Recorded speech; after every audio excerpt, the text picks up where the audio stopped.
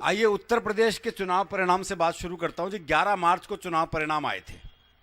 11 मार्च को 11 बजे अखिलेश ने राहुल को फोन किया, बोला लगता है हम बुरी तरह हार रहे हैं, ये तो हद है। राहुल बोला तेरी तू जाने, हमें तो आदत है। बहुत अच्छे भाई साहब। एक और फोन हुआ जी उसी दिन। मुलायम सिंह जी ने सोनिया गांधी जी को फोन किया। मुलायम सिंह जी के भाषण आपने टीवी पे सुने होंगे। वो हमारे कवि हैं वेद प्रकाश वेद, उन्होंने बहुत बढ़िया बात कही। बोले मुलायम जी कह रहे थे मेरी बात कोई समझता क्यों नहीं, मेरी बात कोई समझता क्यों नहीं। तो एक कार्यकर्ता बोला जी आप अपनी बात रिकॉर्ड करके खुद समझ के दिखाओ। तो मुलायम जी की वो बात सोनिया जी कितनी समझी होगी मुझे नहीं पता। वो मुलायम जी ने फोन किया सोनिया जी को कि तो हाल लौंड ने हमारे लौंडे का फट्टे लगा दिए। बहुत अच्छे भाई साहब। कुल मिला के ये उत्तर प्रदेश का चुनाव परिणाम था। एक और फोन हुआ जी पिछले दिनों, बड़ा महत्वपूर्ण। जैसे ही एनडीए ने राष्ट्रपति पद के लिए राम कोविंद जी का नाम तय कर दिया, उसी दिन यमराज का फोन आया आडवाणी जी के पास। बोले अब चले या कोई और बहाना बच रहा है। तो आडवाणी जी बोले मोदी जी ने कहा विकास होगा, बस उसका मुंह देख के जाना चाहता हूं।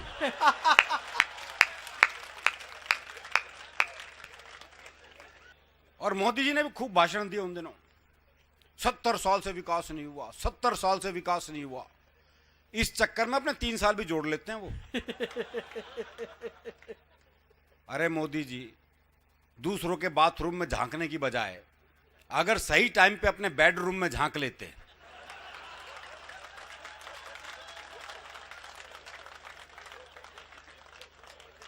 तो आज विकास घोड़ी चढ़ रहा होता।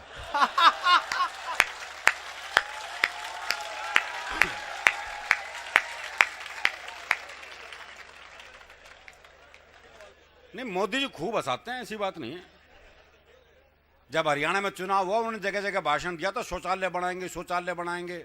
उसका तो महाराष्ट्र चले गए, बोले ना खाऊंगा ना खाने दूंगा। बताओ शौचालय बना क्या करेगा भाई।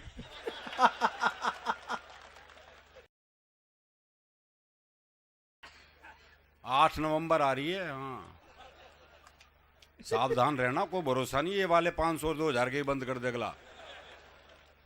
और 2000 का नोट तो दिखा ही आपने। वो मेरा तो एक दोस्त जो है वो 11 नवंबर को ही बदलवा लाया था 4000 रुपए। अगले दिन पत्नी ने उठाया, बोले लॉटरी कब से खेलने लगे। बोले क्यों, क्या हुआ। बोले तुम्हारी जेब में तो लॉटरी के टिकट थे, मैंने फाड़ के फेंक दिए। वो 2000 का नोट वैसे ही लगता है लॉटरी का सा, चूरण वाला नोट।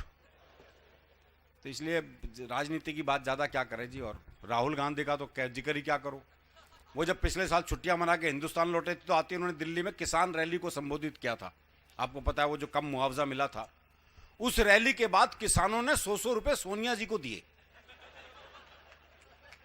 तो सोनिया जी बोली मुझे क्यों दे रहे हो। बोले फसल तो आपकी भी नष्ट हुई है।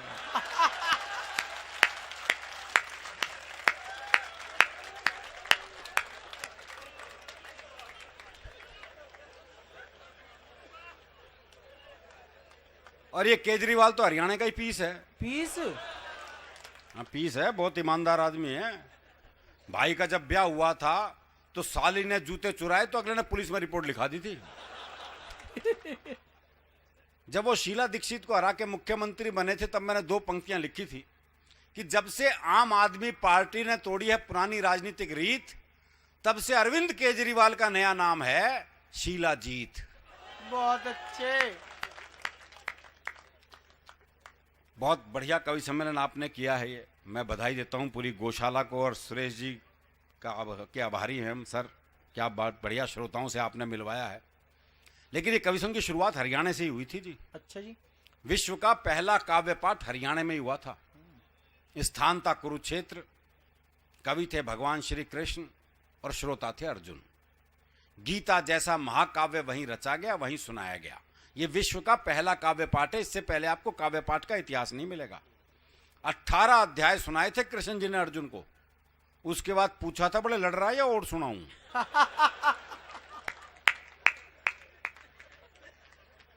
तो फिर अर्जुन को लगा कि लड़के ही मरना ज्यादा ठीक रहेगा।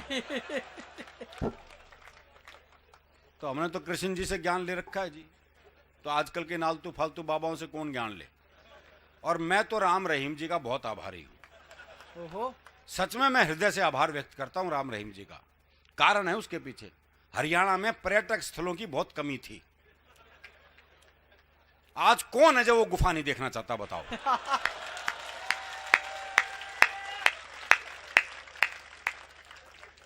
आज टिकट लगा दो, ताजमहल से ज्यादा कमा लेंगे हम। तो मैं तो आभार व्यक्त करता हूं जी। और एक और बाबा, हरियाणा के रामपाल बाबा, पूरी मिलिट्री बुलानी पड़ गई थी गिरफ्तार करने के लिए। अगले के पास खुद की इतनी फोर्स थी, तो वहीं एक पुलिस वाले ने एक मीडिया वाले को पीट दिया था। आपने टीवी पर वो दृश्य देखा होगा।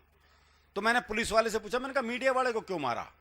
बोला सामने से पेट्रोल बम पड़ रहे थे, गोली चल रही थी, पत्थरबाजी हो रही थी, और वो मेरे हलक में माइक देख के पूछ रहा था कैसा महसूस कर रहे हो। मैंने तो बस ये बताया था मैं कैसा महसूस कर रहा हूं। और एक और बाबा है हरियाणा के, बाबा रामदेव। वैसे बाबा क्या कहूं, ने तो अब लाला रामदेव कहो। नहीं, वो एमडीएच वाला बुढ़ा कॉम्प्लेक्स में आ गया। बोले मॉडलिंग में मेरा कंपटीटर तो अभी आया है। और जिन बाबाओं को वैसे भी टीवी पर मौका नहीं मिलता, वो बाहर ढूंढते फिरते हैं।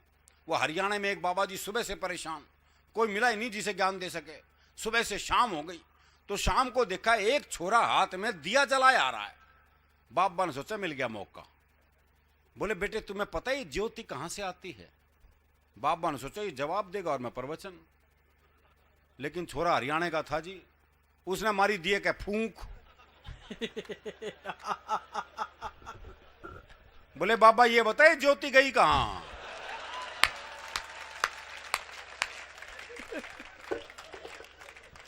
तो हम प्रवचन सुन ही नहीं सकते जी।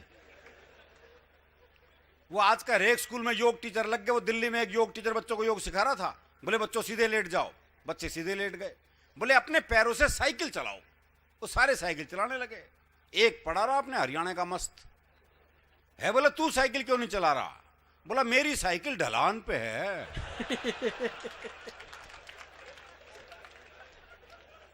अब सिखा लो इन्हें योग। ये बच्चे बहुत शार्प बच्चे हैं जी, आजकल के बच्चों का कोई मुकाबला नहीं। अच्छा एक सिस्टम हमारे दिल्ली में तो शुरू हो गया, पता नहीं यहाँ हुआ नहीं हुआ। वो गुरुजी क्लास में आते हैं, बोले क्लास में जितनी लड़कियां उन्हें अपनी बहन मानो, जितनी लड़कियां उन्हें अपनी बहन मानो। वो एक हरियाणा का था, बोले मैं तो ना मानू। बोले क्यों भाई तू क्यों नहीं मानेगा? बोले इतने भात कौन भरेगा। देखो बात उसकी जायज है। जब वो इतनी दूर का भविष्य जानता तो निकट का तो जानता ही है। वो क्लास में टीचर ने सवाल कर दिया, बोले मैंने तुझे थप्पड़ मारा, इसका भविष्य काल बता। बच्चा बोला तेरी साइकिल में पंचर मिलेगा। तो ये भविष्य काल हरियाणा का बालक ही बता सकता है जी। और ये हरियाणा के बाप बेटे का संवाद हो सकता है। वो बाप ने बेटे से पूछा भाई तेरा रिजल्ट क्या रहा? बोला जी हमारा जो प्रिंसिपल है ना उसका छोरा फेल हो गया। अरे बोले मैं तेरा रिजल्ट पूछ रहा हूं। बोला जी गांव का सरपंच है ना उसका छोरा ही फेल हो गया। अरे बोले तेरा दिमाग खराब है, मैं तेरा रिजल्ट पूछ रहा हूं। अरे बोले वही तो बता रहा हूं, तू कौन सा प्रधानमंत्री लाग रहा है। बहुत अच्छे भाई साहब। तो इन बच्चों का कोई मुकाबला नहीं है। वो क्लास में टीचर ने सवाल कर दिया, बोले मान लो तुम्हारे पास 10 लड्डू हैं। बोले कैसे मान लूं जब है ही नहीं। बोले मान लो गणित में माना जाता है। बोले माना जाता तो मान लिए। 2 लड्डू मैंने ले लिए तो कितने बचे? बच्चा बोला जी 20। बोले ये कौन सा गणित है? बोले गणित में तेरी माननी जाएगी बस।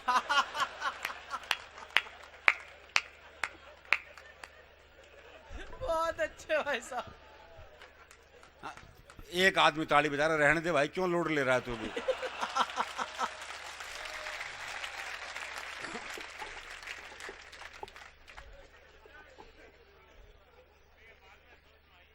वो हरियाणा के गांव में स्कूल के पास ही शमशान घाट था।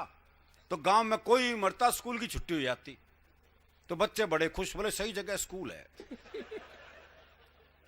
वो एक दिन 8-10 बालक स्कूल जा रहे थे, तो स्कूल के बाहर 2 बूढ़े बैठे बीड़ी पी रहे थे। तो एक छोरा बोला हमारी 2 छुट्टियां तो बाहर बैठी बीड़ी पी रही हैं।